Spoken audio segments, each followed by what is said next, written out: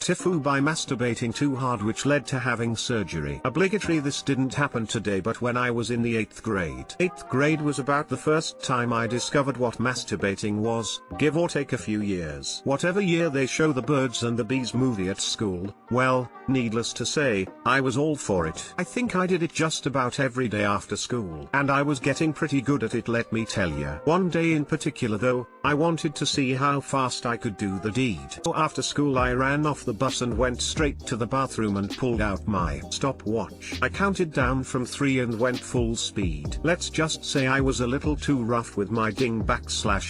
After I beat my record time, there was this strange tightness in my nether realm that was different from all the other times I had spatushed. I just assumed I over heated the poor thing and needed to let it rest, so I laid down on my bed to take a nap. The tightness never went away, so I had a hard time falling asleep. The tightness moved up and started to turn into a stomachache, then a nauseous feeling, then a constant pain that felt like a burning cramp in my lower stomach area. I was groaning in pain and trying to not to cry when my parents came in my room asking what was wrong. I told them that my stomach hurt really bad. I failed to mention that my dangly bits hurt a little bit too, so my dad, being the classic Mexican dad that he is, just said, just drink this 7-Up and take some Tums and you'll be fine in no time. Unsurprisingly, that did not fix my pain at all. 10 minutes go by and my mom looks at me tossing and turning and says, that's it, I can't take it anymore. We're going to the hospital. Oh my Lanta. Talk about the worst 30 minutes car ride of my life. Every bump sent a new sharp pain through my body. I thought I was going to pass out from the pain. This was my new worst pain of my life. We eventually get to the hospital and get in to see a doctor. I tell him that there are sharp pains in my stomach that won't go away. I didn't tell them about my downstairs hurting too because, well, 8th grade me was too embarrassed and didn't want people looking at my dingle/dangle. So they run every stomach test in the book and wouldn't you know it, they don't find anything. At this point it's been 2/3 hours since I got there, so I say screw it and I finally muster up the courage to whisper to me mum, hey mom, my balls hurt too kinda. Right away she yells, why didn't you say something? Then she calls a nurse to take a look. The nurse lady comes in and says that it might be testicular torsion, then proceeds to put on gloves, tells me to hold on tight, then manhandles my bean bags. For those who don't know, testicular torsion is when one of your nuts literally turns around in your sack and is backwards. So this lady is trying to turn it back around with her hands. I scream in pain. Now, I would never hit a woman in my life, but I would be lying if told you I didn't raise my hand and was about to slap that zucchini. Ha. Remember when I said the car ride was the worst pain of my life?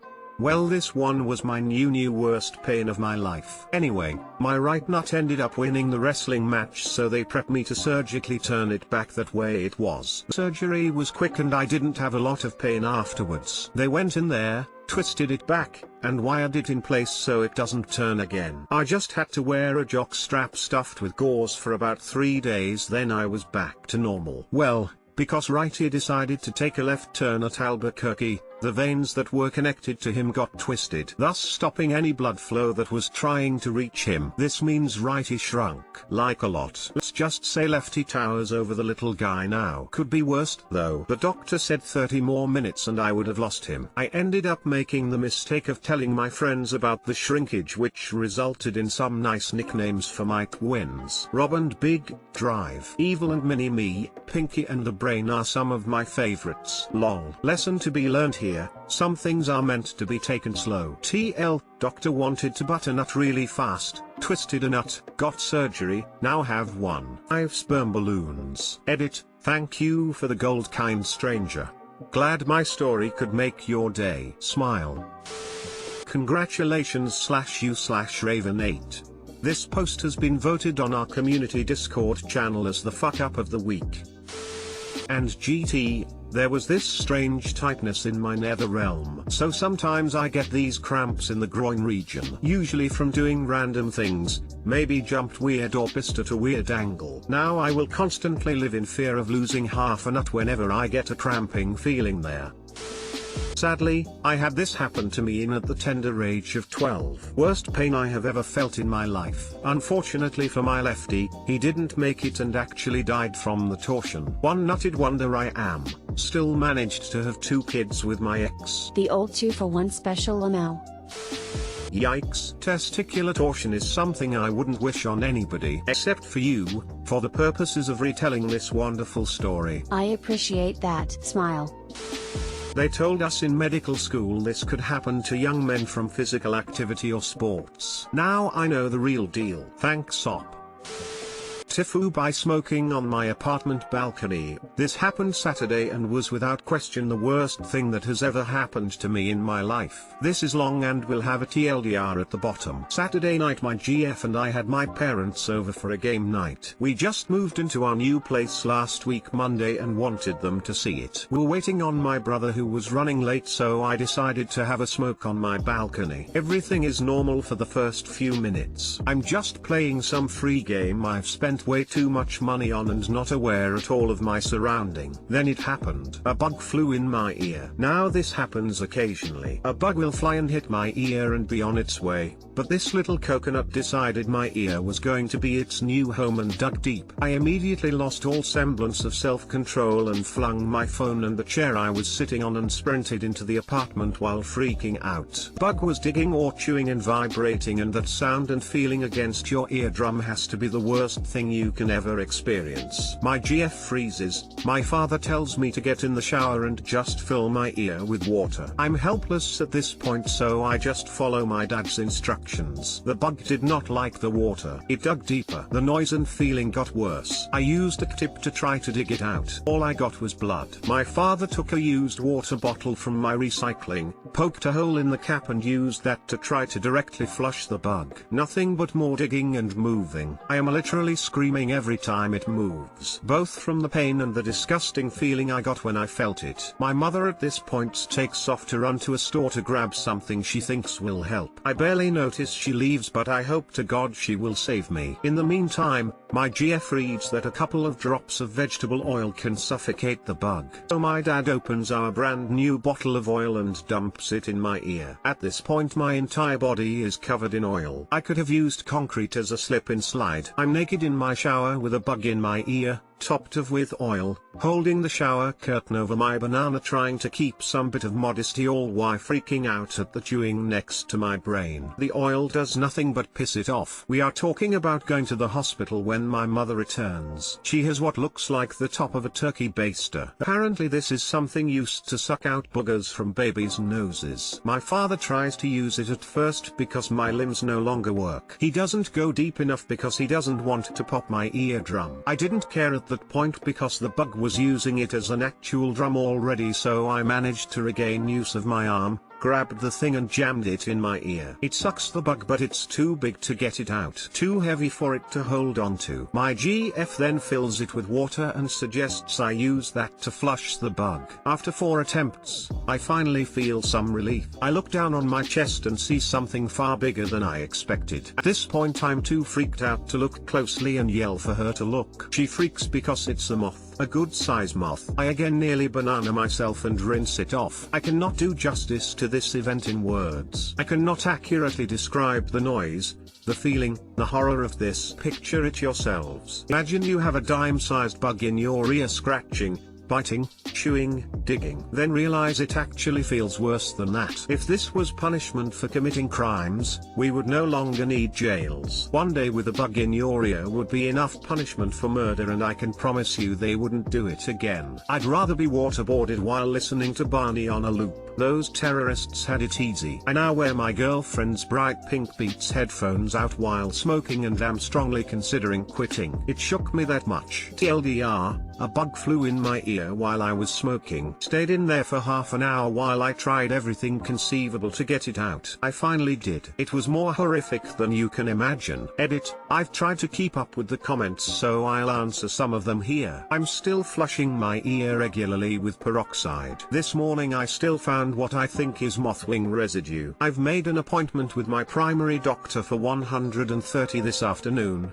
Eastern Time Zone US. I'll keep you posted on the egg situation, haha. I'm now smoking a lot less and mostly when I'm driving. I feel like God would be after me if a bug managed to find its way in my ear driving down the road with the window down only a few inches. I didn't expect this to blow up, but to everyone commenting saying it happened to them, I'm sorry. I feel your pain. To those saying moths don't bite, I'm not exactly a bug expert. All I know is the feeling, the sound, the blood. It was doing something in there that I'd really rather never experience again. It's truly an indescribable feeling and one I hope you never have to experience.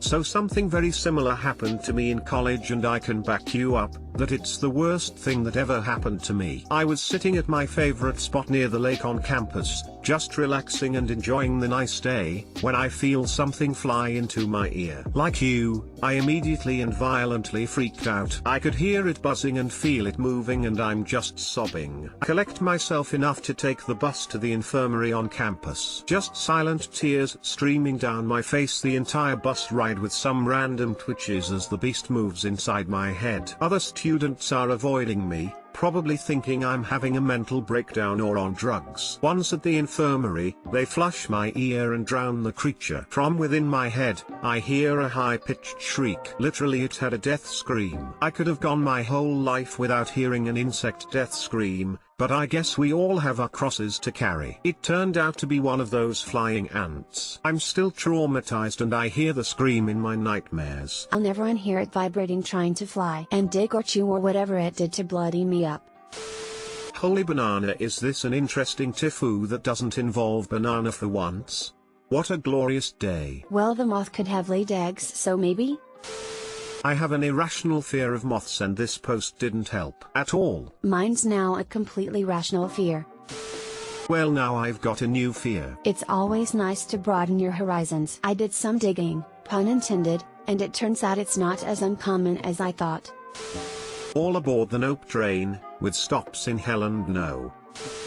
TIFU by leaving my dragon banana out to dry, NSFW. This is literally still happening. Maybe it will continue for the rest of my life. Maybe this is it for me. So I live in an apartment-style dorm, but my roommates do not move in for a few more weeks, so I am alone in my unit for now. This is very clear because there is a placard with my name and my name only on the front door. This morning I woke up to the sounds of clanging and walking in my unit. I panicked before my mind supplied, oh, that's the janitor that comes to clean the bathrooms on Mondays. And I immediately suffer a heart attack. It is Wednesday. I was not expecting a janitor visit. In the tub, drying overnight, I had arranged a smorgasbord of butternut toy delights, butternut beads, a plug, and 4 dragon/monster butternut of increasing size lined up like little cheesecake soldiers. I hear her open the door to the bathroom, and I lay in the bed in my locked room quiet and still. Maybe I can stop existing. I hear some noise,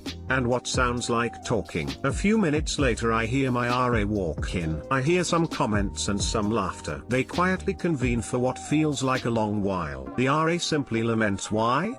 And the janitor asks if any boys live in the unit. I continue not to breathe. There are 4 bedrooms and they don't know which one I use, and all the doors are closed, so if I continue to be quiet I can astral project off this plane of existence without them noticing. I currently hear the sounds of a spray bottle, occasionally followed by bag rustling and the telltale sound of unsticking a 6-pound hunk of silicone from a tub. I don't know when she'll leave, if ever. I think I'll be trapped here forever, sweating under the covers from anticipation and embarrassment while she talks and laughs and cleans around my monster butternut. Please send me instructions on how to dissolve into the floor. Thanks and have a lovely afternoon. TL, doctor, left all my butternut toys out overnight, so of course the janitor made a surprise visit this morning and invited the RA to come look at my dragon butternut. Update, oh my god, this absolutely blew up. I'm going to give an update and answer some questions because I think my phone is going to explode. I emerged from my room about an hour later, My toys were as I left them and there was cleaner in the toilet, so my understanding is that the janitor cleaned the bathroom and perhaps lifted the toys to clean underneath them. I rinsed my things and put them hidden in a drawer in my room. I was waiting to update because I half expected some communication from my RA, but this hasn't happened. Sorry the ending isn't juicier, but honestly I wouldn't have been able to handle it, so I'm thankful. The janitor coming in unannounced is standard procedure. I still have no clue why the RA was allowed in. I'm starting to believe maybe it was, in fact, another janitor. The voice was hushed and I may have misidentified it. A lot of you want pics of the toys. I have a pic of the 4 in question in a post I made a month or so ago. Yes, I recommend them. Yes, they are worth the money. I'm FTM, so I am a guy, but I currently still have my banana. I didn't mention my banana or gender because for many reasons it was irrelevant to the story. I put the toys wherever I decide I want them. This clarification is here so that discussion and speculation in the comments is no longer necessary. Comments about this aren't going to spark fun or interesting conversations, so if you want to argue, go do it on a debate forum, not on a funny banana story. I don't know anything about Game of Thrones and at this point I'm too afraid to ask. Thanks for the awards and funny stories from you all. Hope you have a good day and are never cursed with an inbox that looks like mine does 8 now. Glad my suffering could bring you some entertainment on this rainy Wednesday. Godspeed to you all. I was washing my wife's toys after naughty time. She went downstairs for water. As I was finishing with a thin pink one, my stepdaughter came in and screamed, "What are you doing with that?" I say, "Cleaning it a little off kilter." She then asked why I had her cheesecake and why I went through her things. I calmly told her this was her mother's. By this time my wife is coming up the stairs. Her daughter ran back to her room. I told my wife about it, who double-checked it was hers. My stepdaughter texted me, "Sorry. This day I am not allowed to make any zucchini toy-related jokes." How many years was it before she came out of that room again? Ha ha ha. I'm dying of third-hand embarrassment here. I would go rescue my stuff. That zucchini isn't cheap. It sounded like the janitor sprayed them down with something too. Certain cleaners can do damage to toys. Where are my dragons? She's a college RA, that's not going to be the worst thing she's seen all year. One of my dorm mates was caught getting into a gimp suit in the communal bathroom. It's a co-ed dorm and the RA was just a girl just doing her regular rounds, and apparently she just acted like nothing happened. Own it. Make sure she doesn't take the dragon for themselves. Start calling yourself the mother of dragons.